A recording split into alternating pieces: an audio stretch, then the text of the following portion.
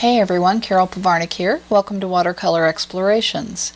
In this tutorial I'll share several exercises I like to use to become more familiar with my pigments, how they play with each other, with water, and on the paper. It's a great way to build skills that doesn't require nearly the same time and energy investment as doing it on a painting. So I encourage everyone to try these exercises at home with any pigments that you have and see how it goes. So with that said, let's get started. Okay, here's a quick summary of the exercises I'm going to talk about in this tutorial. The Shades of Gray exercise is about exploring how many variations of gray you can mix with the colors in your palette. The Hue Diversity exercise is about exploring how many variations of a given color you can create. The Triple Mixing exercise is about exploring how to mix the very same color, whether you do it by mixing it in the palette, or with glazing, or with mingling. The Light to Dark exercise is about exploring the range of tints and tones or shades for a given color. The Color Transition exercise is about exploring the mixing range between two colors.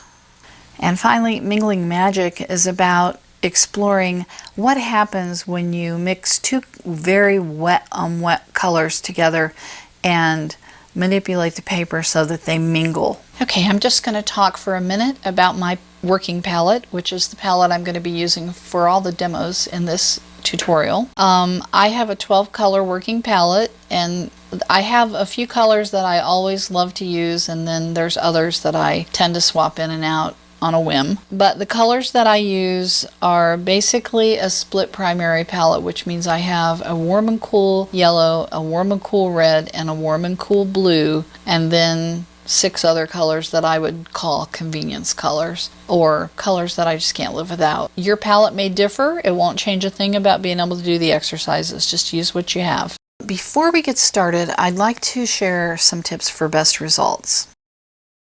Accept that you're not wasting paint just because your practice activities don't result in paintings. Pushing pigment around with a brush provides a lot of insight into how pigments work, and that will help you when it comes to actually making paintings. When you try these exercises for yourself, mix juicy, generously sized puddles of paint, just like I do in the demos, and minimize the number of brush strokes you need to create swatches. That'll keep the results fresh.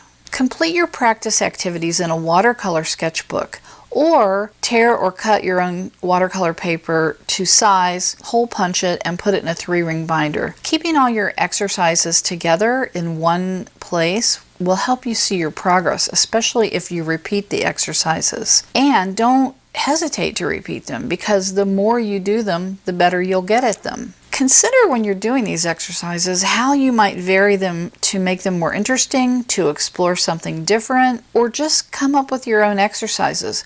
Part of this tutorial is to encourage you to explore.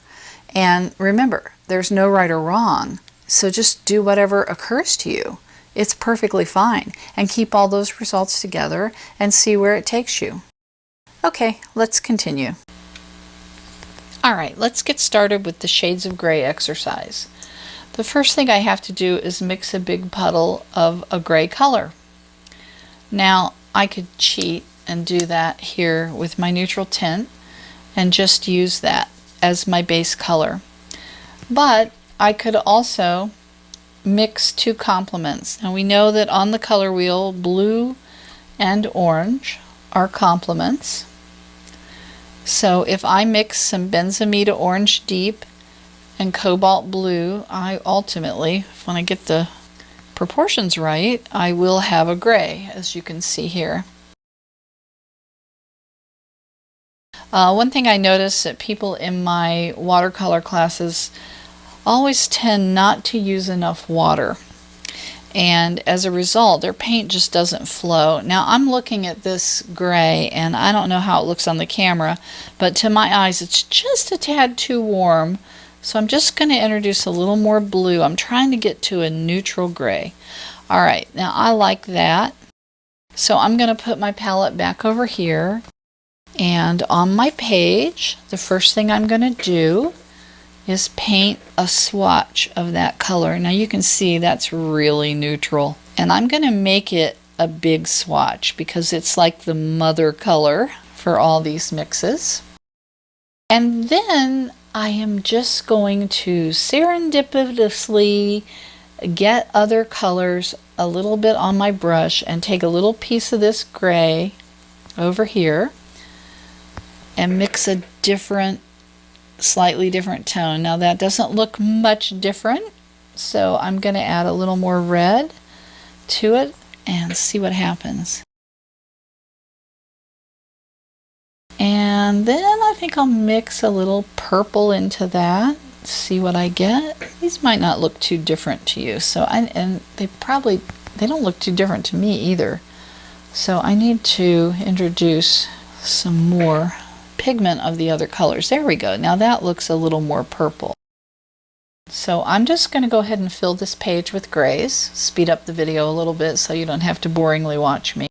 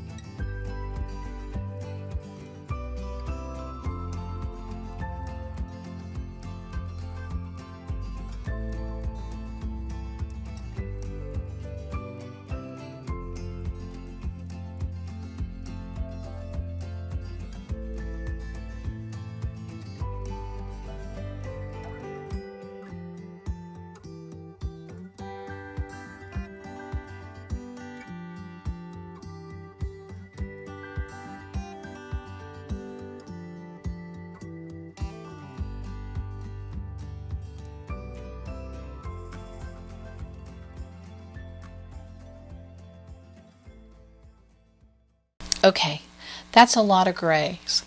Gray means a desaturated color, and often grays, like you see here, will have a color bias toward blue, toward red, toward yellow. So practice this exercise and see what you come up with your own colors. Next, I'm going to demonstrate the hue diversity exercise, and the goal of this exercise is to create as many variations of a selected color as you can. So let's give it a try. Now, I have a brown on my palette, which I love, this beautiful reddish brown color, permanent brown pigment. I am going to use that as my mother color for this activity.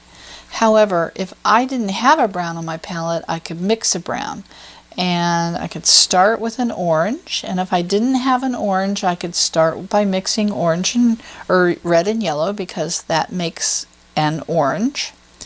And then I can just add a little bit of blue to that orange. Now, if you mix too much blue, it starts to go gray, because they are complements, blue and orange.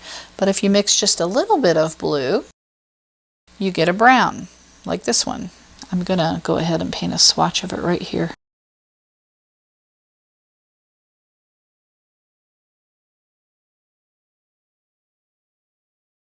Permanent brown. It looks absolutely gorgeous when you first paint it on the paper, and then it dries super light. It's just the nature of the pigment.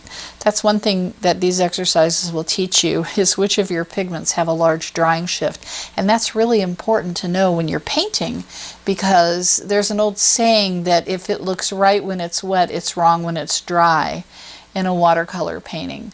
So you kind of have to know your pigments really well so you can predict how much any given color that you mix is going to shift when it dries, so that when it dries it's exactly the color you want and not something that's way too light.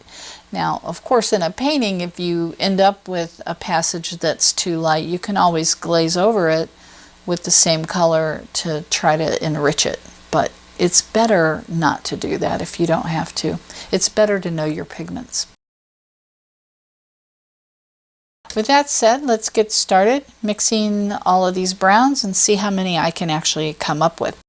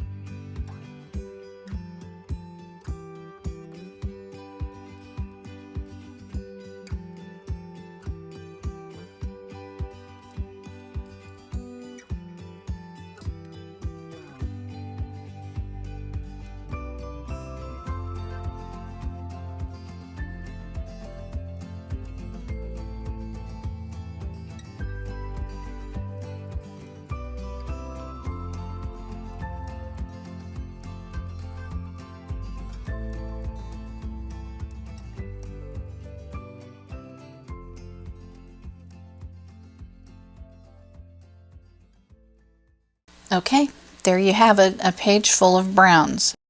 I always end up with a lot of swatches that look pretty similar. Like in this particular set, I would say that I didn't mix enough dark ones, but that's all right. You can do this exercise many times to get a feel for pigments and explore what you can do with them. So try it yourself and see what you come up with. Now we're going to try the triple mixing exercise. Basically, there's 3 ways to mix color. In the palette, where you just mix 2 colors together over here in the palette and then paint a swatch of it. And then there's glazing, where you paint 1 color first and then when it's dry you paint another color over it. And then there's mingling, where you introduce 2 colors into a wet passage, and usually you have to tilt the paper and stuff to get them to mingle together. The goal for this exercise is to try to get your 3 mixing examples to be the very same color. That's really difficult. I have had to try several examples to get to the right color. So let's see how this works out in practice. I think I'll go with purple again, and I'm going to make a purple by mixing my rose madder quinacridone to make a big enough puddle. And I'm just going to introduce into that a very little bit of cobalt blue. And that's a little bit too magenta, so I need more blue to get closer to purple. That's pretty. Ooh, that's like a violet. All right, so your challenge is not only to mix the same color, but the same value. That's the big tricky part. So here's my mixed color on the paper.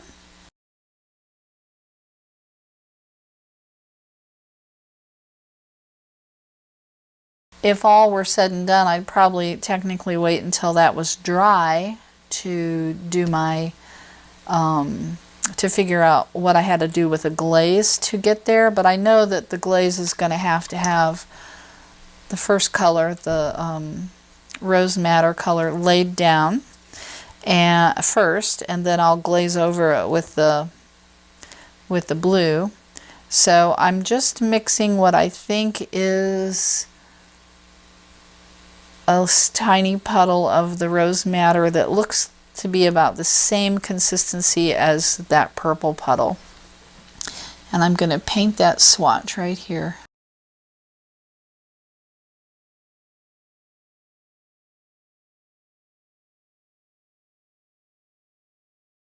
While I'm waiting for that to dry, I'm going to do the mingling exercise. Now normally when I'm going to do mingling, what I want to do is paint a wet square and let that water settle in somewhat to the paper. And while it's doing that, I can get my puddles ready. So first things first, I'm going to load my brush. Notice how I'm pushing my brush into the paint to really get it loaded up. And I'm going to paint the magenta, and then I'm going to add my cobalt in there. And I'm not trying to mix them too much together. What I really want to do is let them mingle by tilting the paper. So I'm not getting a very successful interaction, and I think it's because I did not have enough pigment mixed up. So I'm going to try it again.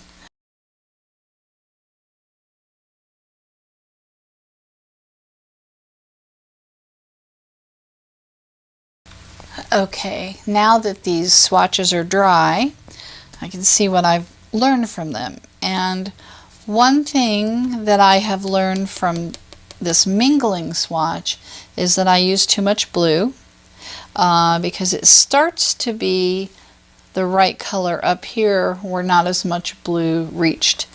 So what that tells me about this swatch, which I still have to glaze with the blue, is that I barely need any. So to get to here. So I am going to just take a little bit of that blue. That looks a little polluted, so I'm going to make a little clean puddle. It barely, you see how watery I have it in this palette here? It just doesn't need to have a lot of pigment to accomplish that glaze. At least I don't think so.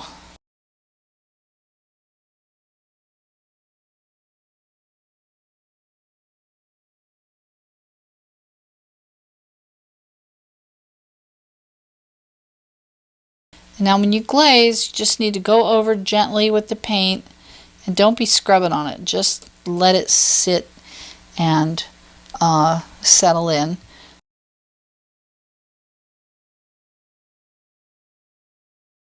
That's pretty close. We'll see what happens. I might have to put one more glaze of blue on it. It looks closer in real life than it looks on the camera, but I think I'm going to need to dry it now to see what's what. But in the meantime, I'm gonna try this exercise again because it seems really unsuccessful there.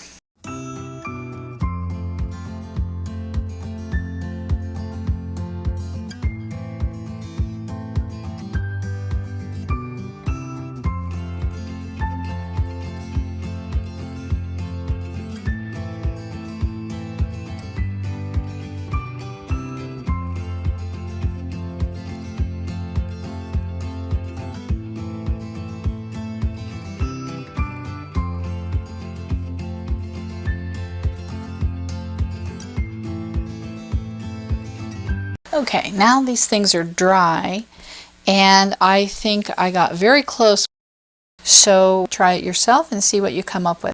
Here we are at the light to dark exercise, and the goal of this exercise is to get a feel for mixing both tints, which you get by adding water, and tones or shades, which you get by adding a gray or a black.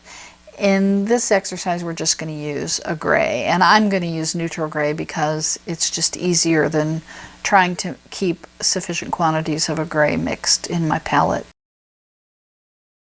So the way this works is I normally take a swatch of the color from my palette or a color that I mix that's pretty strong in pigment without much water in it, and then I add a little bit of water and I make another swatch, then I add more water, make another swatch, and so forth. Just go 4 or 5 steps to the left, getting successively lighter. In this one, I kind of dragged my sleeve across the page, but the point here is to do the same thing, only instead of adding water, you're mixing your gray, more and more of your gray, trying to get darker as you go to the right. So in this particular set of swatches, I would say that I was most successful with the blues in going to the dark. There's not a lot of difference between these two, but so it goes. Practice makes perfect, right?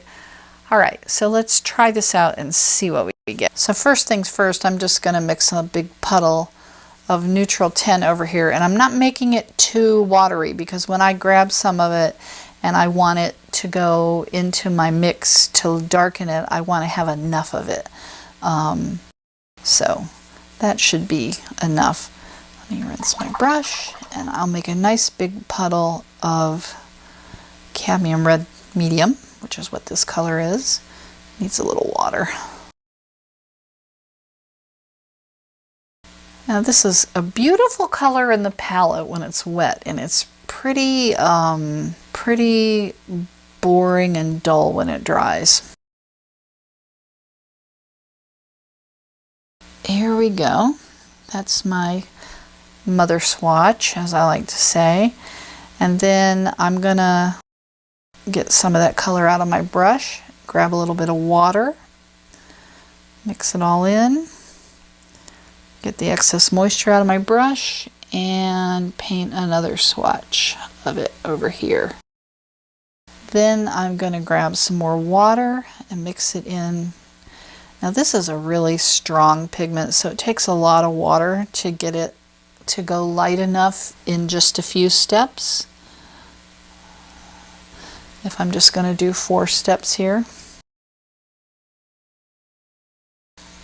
And another swatch. Not a lot of difference between those two. It's like I said, it takes a lot of water to really get it to go lighter. There we go.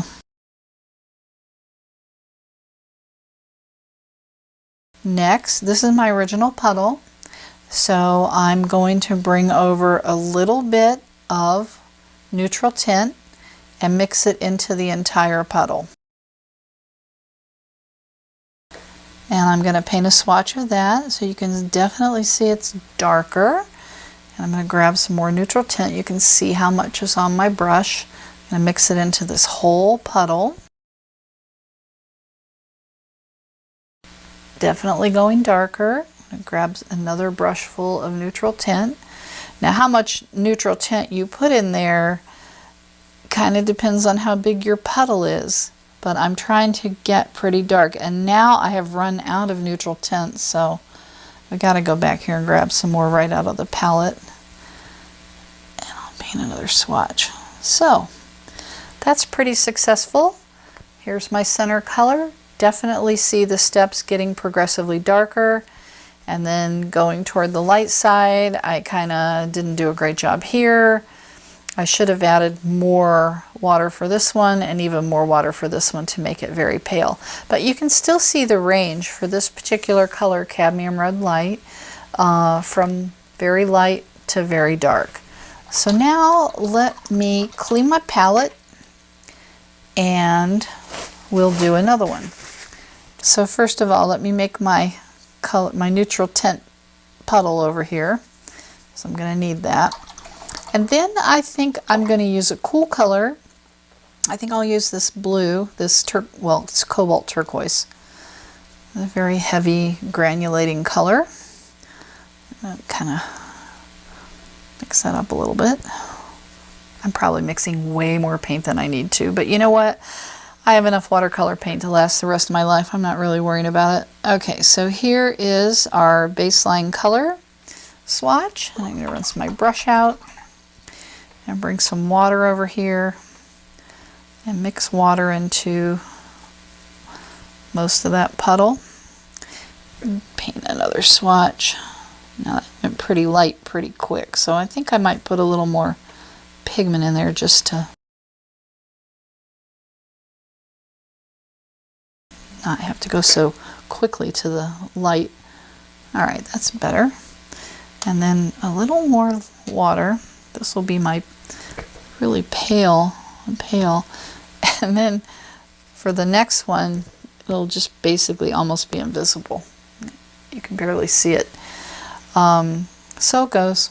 I probably would have wanted to have less quickly going to so light. I can probably have room here to adjust those swatches.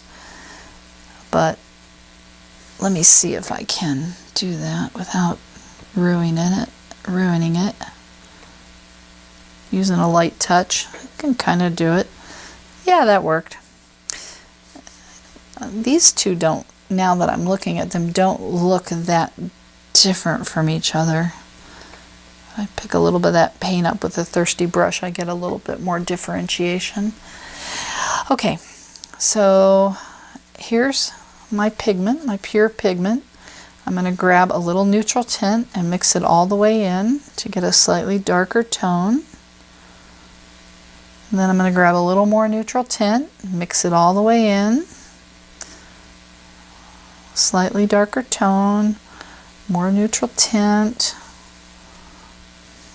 slightly darker tone, and then honestly by the time we get over here we're almost pure neutral tint. But that's, I think, a little more successful than the one above. And we made these adjustments here to these two swatches when they were still wet, so I could get away with that. If you tried to go into those swatches and adjust them with wet paint when they were partially dry, you could end up with a mess, and try to avoid that.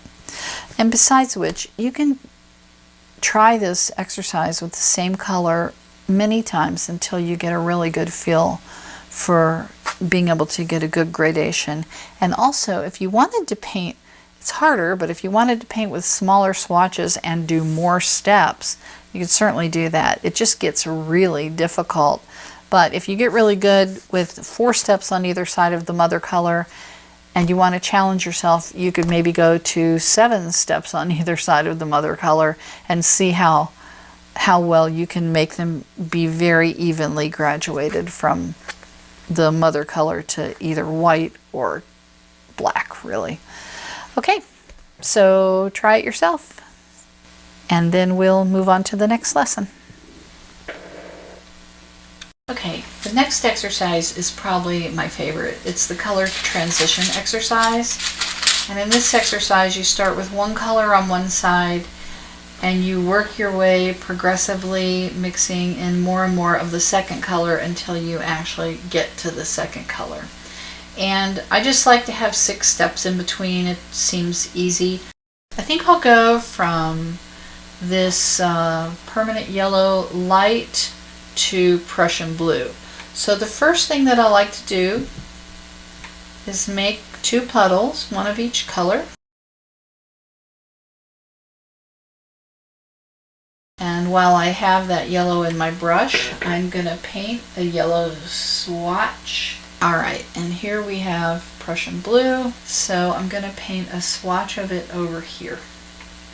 Now, when you're mixing colors like this for this exercise, you always want to introduce a little bit of the darker color into the lighter color, and not vice versa, because the darker color can just so overwhelm the lighter color that you would have to pour a gallon of the lighter color in to actually make a difference. So it's hard to know how much to pick at first. You want a definite color change, but you have 6 steps that you have to get all the way across the spectrum here to get to this blue, so I'm just winging it. So if I think that color's maybe too abrupt or too dark for that first step, then I can always kind of come back up here and get more yellow and lighten it up. I like that a little better, and I'm going to paint a swatch of that. And then I'm going to get a little more blue.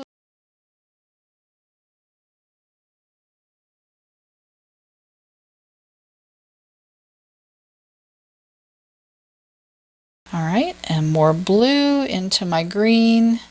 Now, I'm looking at this green that I just mixed, and I don't think it's going to be that much different from this one. So I'm going to come back in and get more blue, and notice that I've run out of blue. By the time I get here in the middle, the color kind of has to start shifting to blue, and we're still way far in the green. So let me see what yeah, okay, so that's better. That's a good step.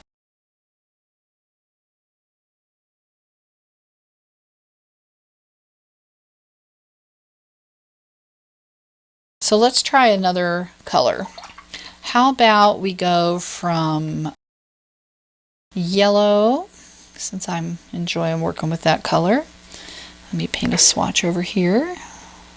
It's very cheerful yellow. And we go to rose madder quinacridone. And I'll paint a swatch of that over here.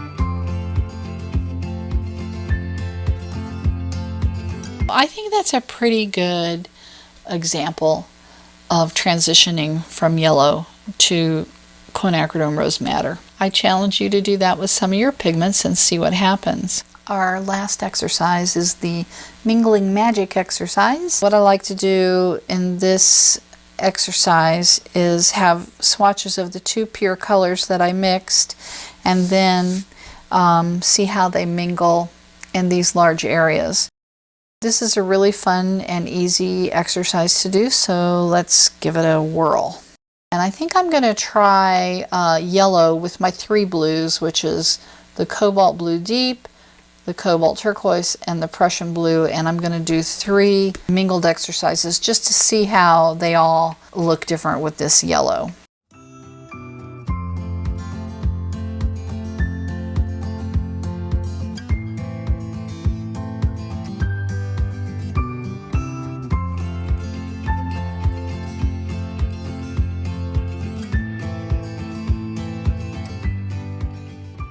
My first step is going to be to paint my clear water swatches. So I'm going to turn my sketchbook the other way for that. It's just easier. So I'm going to paint about halfway down with my yellow pigment, and I'm making sure to put plenty of pigment in there. I'm going to rinse my brush and come back in here and get this cobalt blue. And I'm just going to flood that area with cobalt blue. And I'm going to bring it up, kind of mix it up into that yellow. I'm such a paint slob, look at that.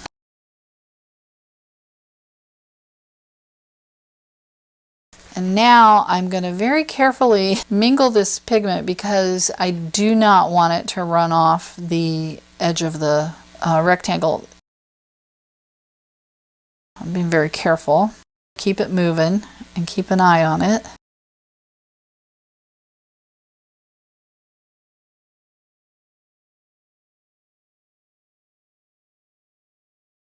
Now, that's a lot of moisture to sit there, so I am going to pick some of it up, and I'm just using a tissue, and I'm just touching it to that big giant puddle that's gathered in the corner here.